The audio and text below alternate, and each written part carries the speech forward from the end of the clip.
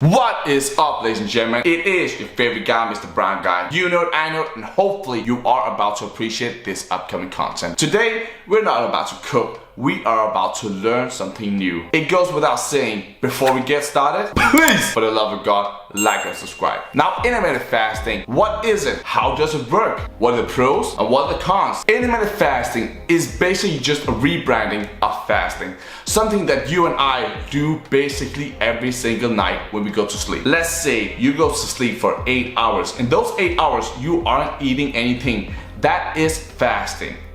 Intermittent fasting is just another cycle, another routine. Now, there's some different variation when it comes to fasting and intermittent fasting. You got the 16-8.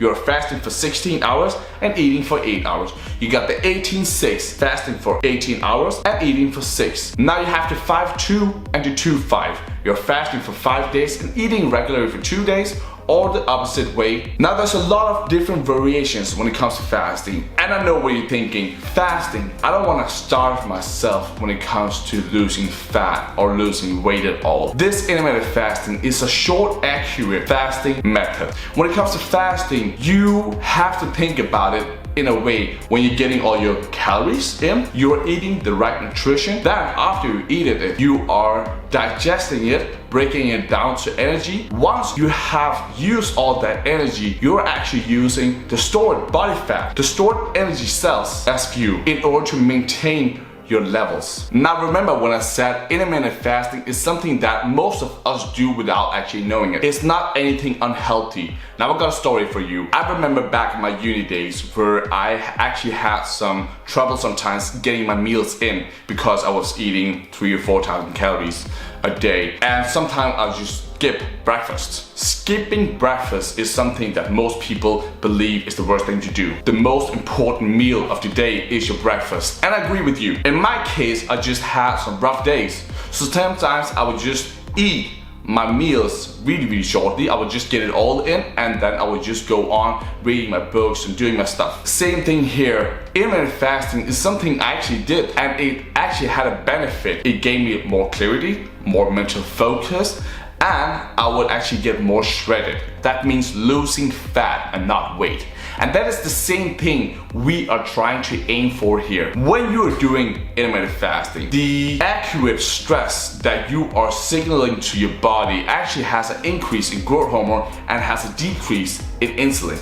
That alone will actually make you lose weight. It also has a lot of different theoretical benefits, which we can uphold here, and you can see the list. It is really good. I'm not saying that just because you have some benefits, that is the right diet for you. But I am saying there is a lot of research on intermittent fasting that might actually benefit you. Now I need to tell you something else.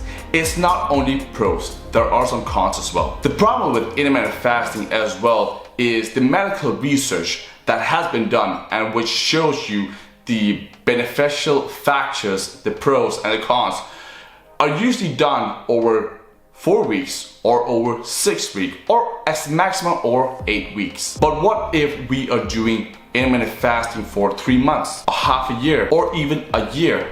What are the consequences? We don't know that because there isn't any research on it, unfortunately. Some of the shortcomings when talking about IF, intermittent fasting, are we haven't been guided and it doesn't really tell you what and how much. It doesn't specify what to eat, how much to eat. We know when we want to lose weight on a regular basis, we need to be in a caloric deficit. We need to burn more calories that we actually take in. Does that mean the same with intermittent fasting, or are there some shortcomings by being in a caloric deficit? Number 2 of the shortcomings. IF, intermittent fasting, doesn't tell you which protocol is the best. So we have the 16-8, we have the 18-6, we have the 2-5, and we have the 5-2. Alone here, there are 4 different protocols that tells us this intermittent fasting template we can use, but it doesn't specify what is best for your optimized goal of fat loss. Number 3, the shortcoming of intermittent fasting are the potential side effects. It is a known fact, when you have some benefits, you also have some cons as well. And the shortcomings of side effects can be mental fog, it can be headaches, it can be some heartburn, there are a lot of things that you are going to experience if you haven't been dieting before or if you haven't been fasting before. Number 4, the long-term benefits and consequences. We don't know what it means to do intermittent fasting over a long period. We know when the medical journals tells us, or 4 weeks or 8 weeks, you will experience this, or the end result of doing this and that will give you this fat loss. But what if we do it over 1 year, or 2 years, 5 years, 10 years down the line?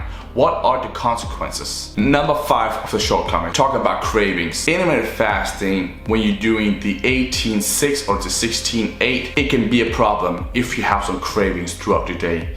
If you work in an office environment like I do, where you have cake and you have candy around you, cravings can sometimes make you lose that track. Sometimes people just aren't enough disciplined, or haven't experienced, or haven't tried intermittent fasting diet, or a diet at all. Alright, last not least, my take on intermittent fasting. I believe as long as you're not too religious about intermittent fasting, you are going to lose weight. Does that mean if you are already in a healthy routine, eating healthy stuff, and are in caloric deficit, that this will help you?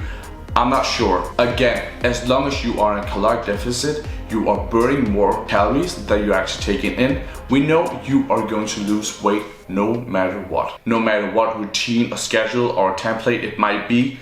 Do it for a couple of weeks, take some time off, and do it again. We know when you are doing a diet for too long, your metabolism will go down because your body gets too used to it. The longer you do it, the easier it will become for your body. So you need to take some time off and then go back into that routine again and make it hard for your body as well. Now, as always, ladies and gentlemen, if you like this video, please comment down below, give it a like and subscribe to the channel. Let the channel grow!